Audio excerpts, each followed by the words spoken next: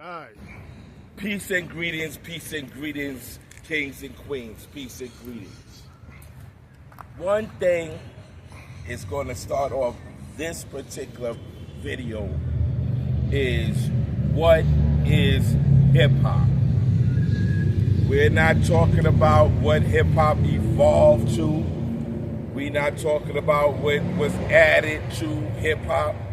We're going to talk about what was the creation of hip-hop. So when we started hip-hop, right, the crew that it was us little kids, Mario was already doing music. And at that point, we had Black Willies, we had BlackJack, we had Curly, we had all of the older people showing us what they could do with that music, with that type of music. So, me being a drummer, I didn't concentrate on the rest of the music. All I wanted to hear was the drums. So everybody could tell you in Bronxdale, you go past Boobie's house, you're gonna hear the drums out the window. Everybody say, oh yeah, Boobie play the drums, da da da da da. So every record that I bought because of that drum. That just the drums. You didn't even have to have congos or none of that. It just had to be that one drum beat. Now the rest of the record could suck. It could be whack. It could be the terriblest record you ever heard.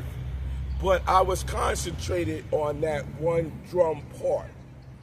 So my friends, my brothers, my little crew, my little sections, whatever, we took that drum beat and what the older kids was doing when they were doing all their stuff, we incorporated that to what we was doing. So once that happened, the older people were saying, yo, that's whack. Why are you going to just play this little part of the record? Am I wrong? Why are you going to play this little part of the record? You bought a whole record and only playing this little record. But that's what we were doing. Now, one thing that's always left out is karate. Did you know martial arts at all? Yes, everybody, all of us do martial arts. Everybody in the space, in this project here, do martial arts. Everybody. Wow. We were all studying karate from these older masters, I gotta call them. Hanshi, Hanshi. I'm a 10th degree red belt. I'm a grandmaster. They were masters, and at the time, exactly. So one of the moves, everybody has different names for it. The umbrella, all of that, the spinning, whatever. That was a sweep. That was a sweep. That's how you sweep somebody's feet from under their feet. That's a sweep. So we incorporated that to the style that Willie and them was giving us, and that became a part of it. Now, from day one, from little like this, we've been snapping. Like the dozen. The dozen. You know, you play the dozen, it's talking about somebody Melvin and all that, and you're right. so skinny, you got both eyes look through the peacoat, stuff like that. Right. You should rap with that. We've been snapping and snapping on people or whatever. That's why we always laughing, always running, because the older kids, when we snap on them, want to chase us down, right? Right or wrong. We be like, they used to hate us because we used to have so much snaps. And so now we have the ability to be upstairs in the apartment and put the speaker at the window and be able to snap on the microphone to people, the older kids or whatever down there, because they couldn't get us. They got to wait until we come outside to chase us or whatever. So we'll be in the window snapping on them over the music.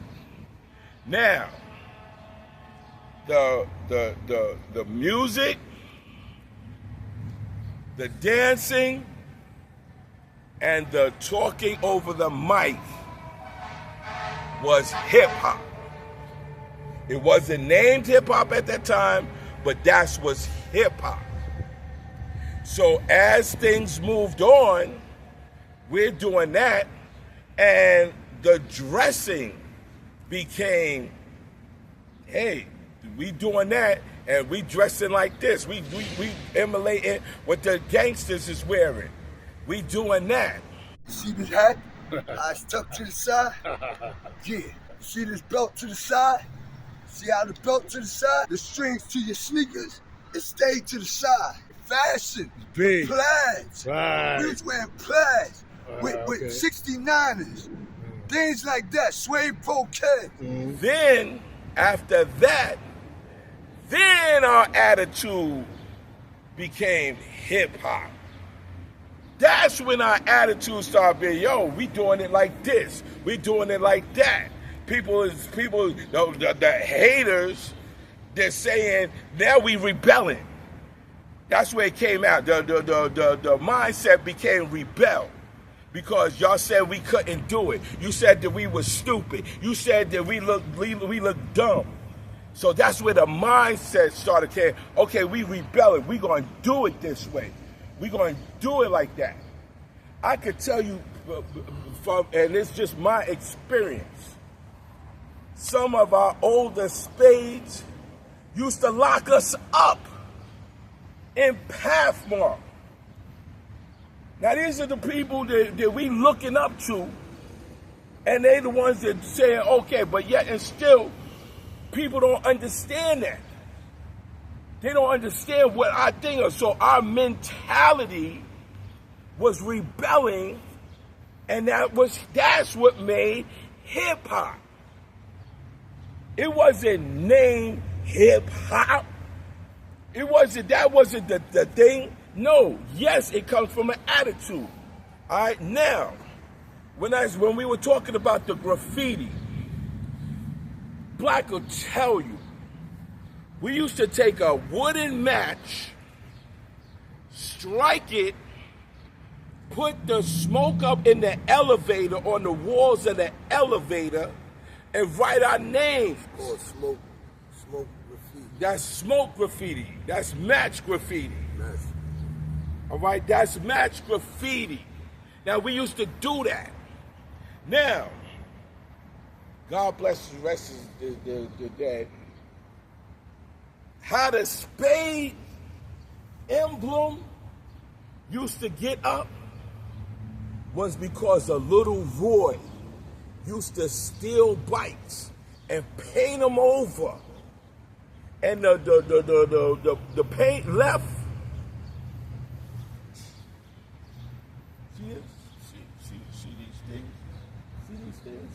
That's because a lot of this stuff has been here since when White Castle was right there. They moved White Castle to over there. You see what I'm saying? So that's where the graffiti came, the smoke, the match thing, putting your name. And graffiti goes back to farther than that. You look at trees. People used to carve their name in the tree. You look at the old wooden desk in your elementary school. They used to do the name in the desk. On your loose leaf notebooks, you used to do graffiti on your notebooks. So graffiti was there. It just got implicated into us, what we were doing, because now flyers come out. So on the flyers, what did they use first? Writing graffiti. When clothes came out of style and you had a jacket or pants that had graffiti on it, that was it, because you was going to a hip-hop jam. The flyer was about a hip-hop jam. And so that's where the graffiti was implicated inside of hip-hop, inside that mindset of what we were doing. They was doing block parties and all of that stuff before we were doing it. But they weren't playing what we call hip-hop. Can we step in the shade a little bit? Because the sun is kind of beaming on us. Right. Right. Right. That's much better. That shit was like bacon or some shit. Now we close to people. You know what I'm saying? I smoked the barbecue sauce and shit. Listen, we close the voices back here. Okay, well, too bad. We're going to learn today. We was good. We was good. The bugs is over there. So that's what I'm talking about. The mentality and what hip hop was. Now it evolved to other things. You know, the MC crews, you know, the breakdancing crew, the DJ crew, you know, the whole unit as a crew. You see what I'm saying? But there's some people that was in the crew that maybe didn't have a talent. Maybe they couldn't dance. Maybe they couldn't do the DJ. Maybe they couldn't be on the mic. But they were still part of our crew. We couldn't just say, oh, because you don't have a talent, you're not a part of our crew. But that's that. They was a part of our crew because they were a part of us. And so that's the difference with people saying, oh, they joined, they did whatever. No, no, no.